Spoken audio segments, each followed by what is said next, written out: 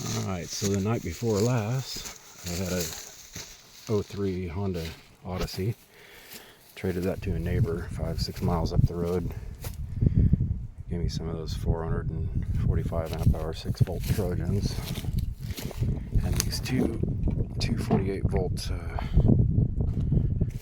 877 amp hour packs. That's 877 at C20. They're 450 amp hour at C6. And then I also picked up a 48 volt split phase inverter, and I can put these 12 volt inverters somewhere else, switch the two charge controllers over to the 48, and then rewire my panels. Right now I've got 9 panels and 9 panels.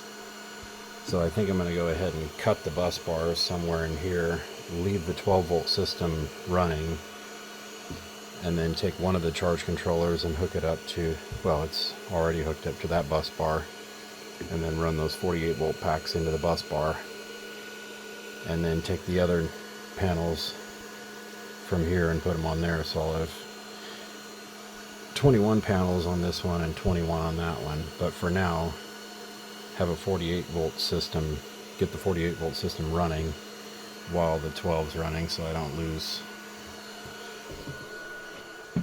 lose my power. And then I'll probably split this up. These are 2 volt cells here, so this is 24 1500 amp hour 2 volts, and right now I've got 6 12 volts, and that's 4 12 volt packs, or 2 24s, or 1 48. So I'm not sure what I'm going to do with that, but I'll probably split this system up. One charge controller for a pack and another charge controller for a pack. I mean, not charge controller, inverter. And then I can put those somewhere, like a cabinet or a trailer or something. But yeah, I've got to get these unloaded. They're 2,000 pounds a piece, so not super fun to move. I think I'm going to dump this one right where it's at, and then that other one right behind it, and try to get them on these little half plastic pallets, and then suck them up against the side of the container, punch a couple holes in it and wire them in, and then get off the 12 and onto the 48 and start shoving 60 amps a piece in there. For now, 65 amps at 60 volts, and try to cook these packs. He was running them, and a lot of people aren't really familiar with lead. These are good batteries. They can quite easily last, 20, 30, 40 years. And these are, let's see, I think they're about 6 years old. And he wasn't putting enough amps in them, so they got a little soft. And they do that, because water is memory, and water has memory. And boy, lead's been around forever. And if you look into, what the government uses for their real backup stuff, they still use lead, because they know. But you got to talk to your batteries, talk to them, talk nice to them, love them. I'm sure a lot of you guys have seen the experiments with water, freezing water, talking to it negative and talking to it, positively, and then freezing it and looking at the crystals under a microscope. Beautiful geometric shapes, and real pretty stuff, flower of life stuff, with the water that was spoken to kindly, and then the ugly water because it was talked to negatively. So yeah, talk to your batteries, tell them you like them, you love them, tell them they're doing a good job, and then charge them hard, shove a bunch of amps into them, and pull them down hard. And people think that lead acid is 50% discharge, and that's true for most lead. Marine and you know, different batteries like that. But when you're talking about legit forklift batteries, legit industrial flooded lead acid, they you can pull them down 100%. And after you pull them down 100%, if you let them sit for a little while, they'll come back up to 10, you know. So, and they like it. Pull them down hard and put that juice back hard. The majority of people end up switching over to lithium because they don't have enough amps to properly charge their lead, and they don't know. And so, like, these batteries are, from most people's perspective, junk. You know, they're not doing what they're supposed to do.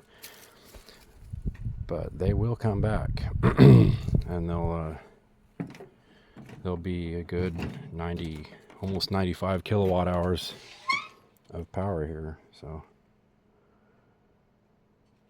95 kilowatt hours plus whatever I have. I think if I put the majority of my batteries in service, I'd have 270 kilowatt hours.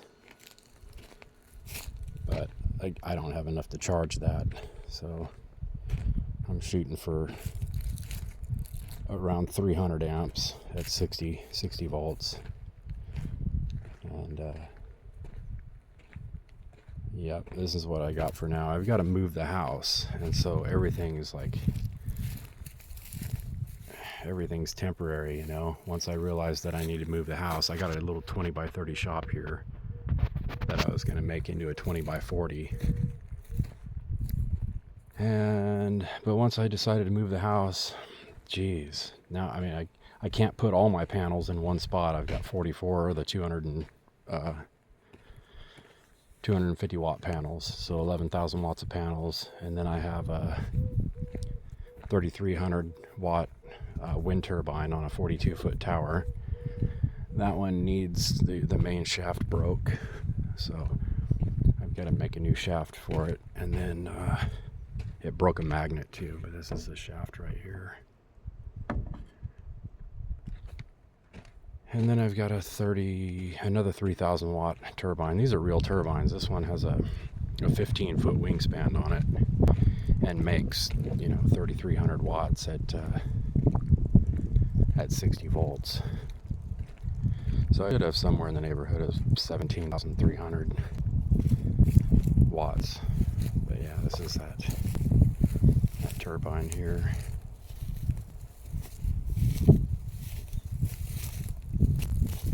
Got the guy wires for it and everything to put it back up into service. Pretty cool. And I got another 32 or 34 foot tower over here, and then I was going to attach some of that pipe to it and get it another 10 feet or so off that. Yeah, finally starting to move around, but yeah, this house is in the way. The sun comes up back over here, well, over here in the summer, and then there in the winter, and then it sets here in the winter, and it sets way over there. But I'd like to put all the panels and stuff over here somewhere so they get all day, summer and winter, and then just make an array kind of flattens out a little bit for the summer. So right now everything's temporary. Just got panels laying on the ground, and yeah, looking forward to getting that excavator running. I'm supposed to run up to Oregon here in the next, it's supposed to be the 22nd, and today is the 1st of July. So we're already 8-9 days past the date that I was supposed to go pick up the pump and coupler and stuff. And the backhoe runs, but it's got a leaky cylinder on it. Every time I fire it, a cylinder leaks, so I rebuild it, and then I run it for a few minutes, another one leaks, and I think this is the only two more to rebuild on that. 60-gallon upright electric water heater, little propane on demand, just in case. Yep, alright, that's a long ass Long ass rant about nothing.